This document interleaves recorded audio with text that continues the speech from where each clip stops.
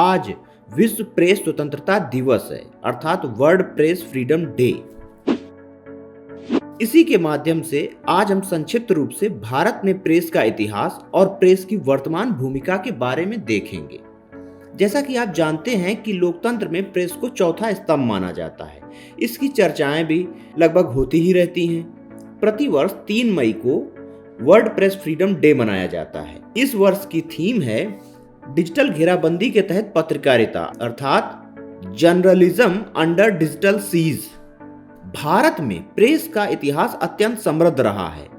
यह भी बात महत्वपूर्ण है कि भारत में हमारे ज्यादातर राष्ट्रवादी नेता पत्रकार थे और वे किसी न किसी तरह पत्रकारिता से जुड़े हुए थे। यद्यपि भारत में सर्वप्रथम समाचार पत्र निकालने का श्रेय अंग्रेजों को जाता है। सर्वप्रथम जेम्स ऑगस्टस हिक्की के द्वारा 1780 में बंगाल गजट को प्रकाशित किया गया, जिसे ब्रिटिश सरकार के द्वारा जब्त कर लिया गया था। लेकिन ज्यादातर ब्रिटिश समाचार पत्र जो निकलते थे वे ब्रिटिश साम्राज्यवादी नीतियों के समर्थक थे। लेकिन राष्ट्रीय आंदोलन के उत्थान के साथ ही प्रेस का चरित्र भी बदल गया। हमारे राष्ट्रवादी नेताओं के द्वारा प्रेस का उपयोग आम जनता को जागरूक करने, राष्ट्रवाद का प्रचार प्रसार करने में किया गया। उस समय पत्रकारिता कोई लाभ का विषय नहीं था जैसा कि आज माना जाता है, वरन पत्रकारिता क्रांतिकारी विचारों को फैलाने का माध्यम माना जाता था और सरकार सदैव पत्रकारिता को संदेह की नजर से देखती थी और समय समय पर सरकार के द्वारा पत्रकारिता को नियंत्रित करने का प्रयास भी किया जाता रहा। जैसे लाइसेंसिंग रेगुलेशन एक्ट 1823 के द्वारा ब्रिटिश सरकार ने यह प्रावधान किया कि मुद्रक या प्रकाशक को प्रेस स्थापना से पूर्व सरकार की अनुमति लेनी होगी। इसी के चलते राजा राम मोहन राय को अपना अखबार मिरातुल अखबार बंद करना पड़ा।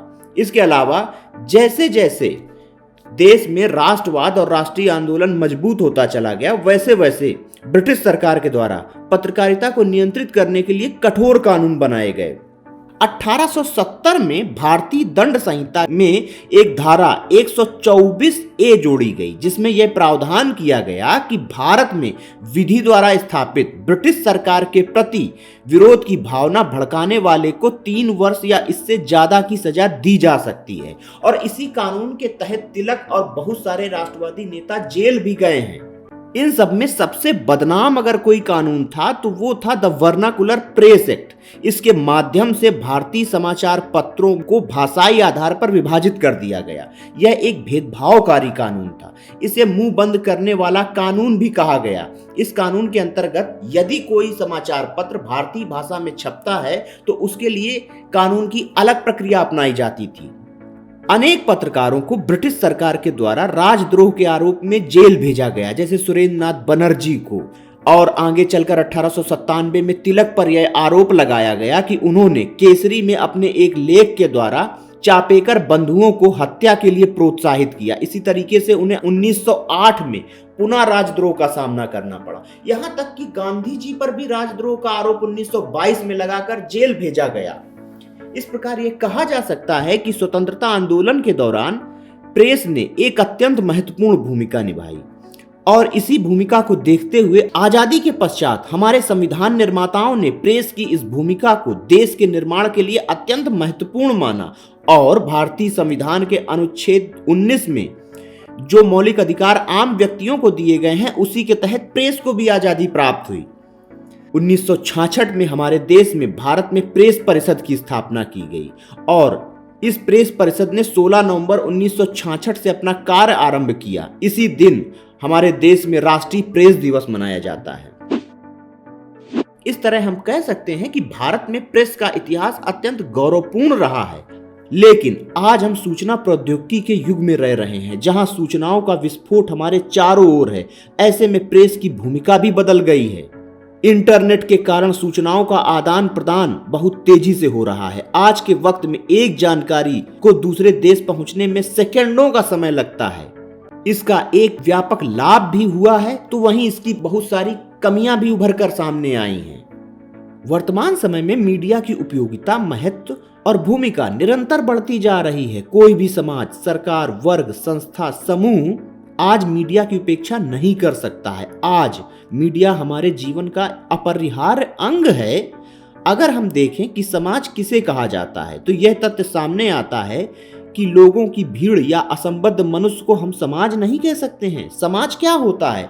संबंधों का एक ताना बाना है जिसमें विवेकशील मनुष्य आपस में विचार विमर्श करते हैं, समूह बनाते हैं, और मीडिया इसमें सबसे महत्वपूर्ण भूमिका निभाती है।